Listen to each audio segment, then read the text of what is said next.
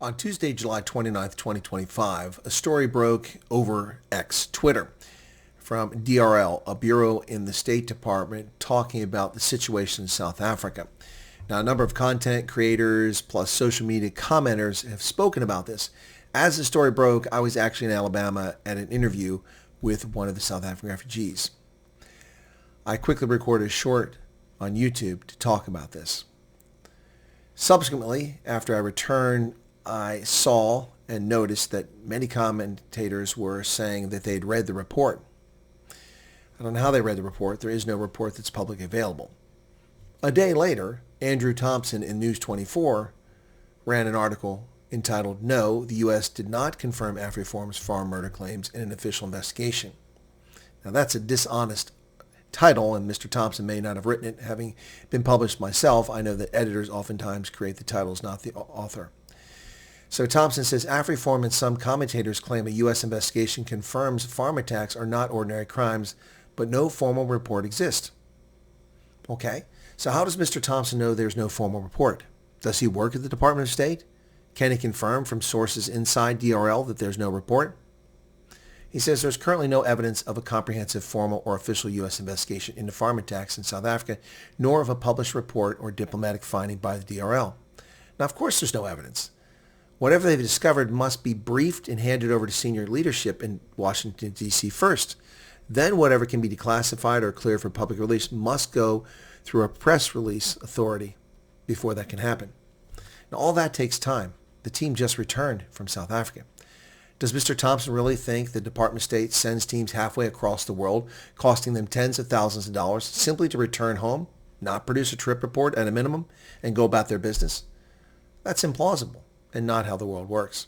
He is correct in pointing out that we have nothing beyond the X thread at the moment, and that is an important point and distinction, as purportedly some social media posts and commentators have falsely claimed that they have read the report.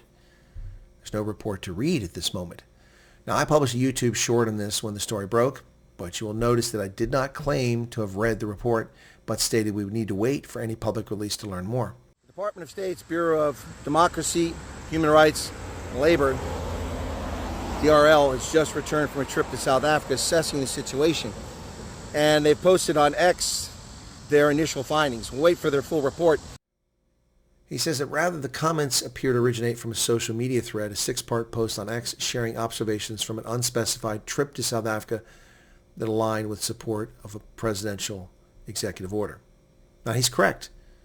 Shame that not everyone commenting on this was as honest as Mr. Thompson is about that. He says, but while the DRL's language is forceful, there's no evidence of a comprehensive investigation.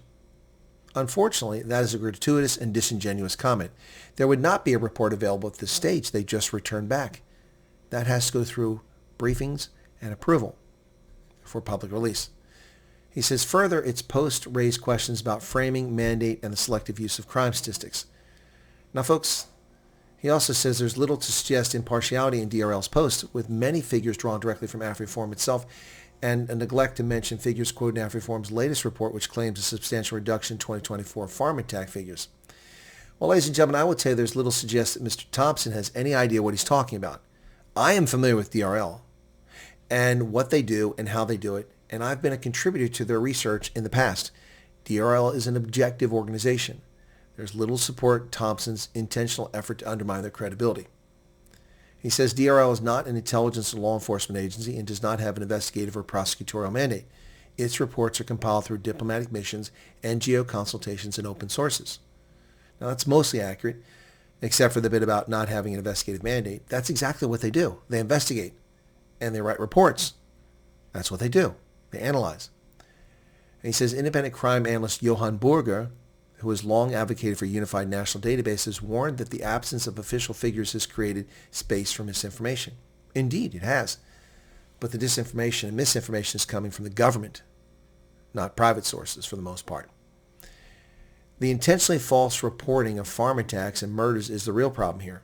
As I reported last month with a murder in Brits on a farm, I have evidence of a police cover-up. Farm attacks are intentionally being covered up with false reporting, like this report of a farm attack and subsequent murder listed only as a house robbery, with SAPS covering up this. Now, why is that?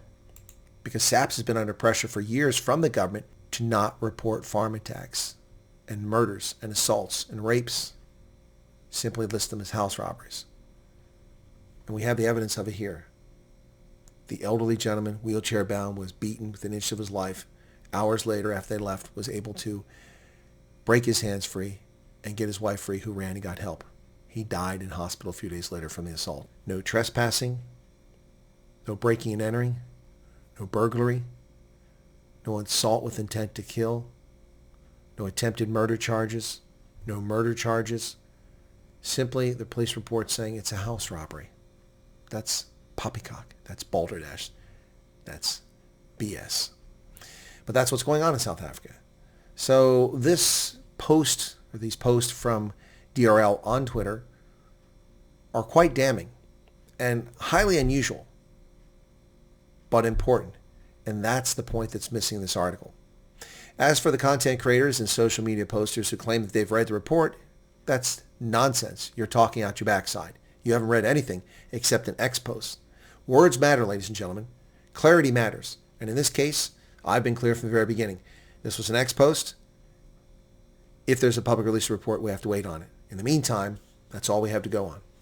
And what we have to go on is very damning, regardless of the efforts of Mr. Thompson to discredit DRL, a highly credible organization that has a great reputation and does a fantastic job. Mr. Thompson has no knowledge of that, or he offers no idea of how he would have knowledge of it, simply stating things that he has no evidence of. It's unfortunate. The content creators are misleading you, and so is Mr. Thompson, even though he gets a lot of the story correct. What say you, South Africa? Mzansi. Cheers.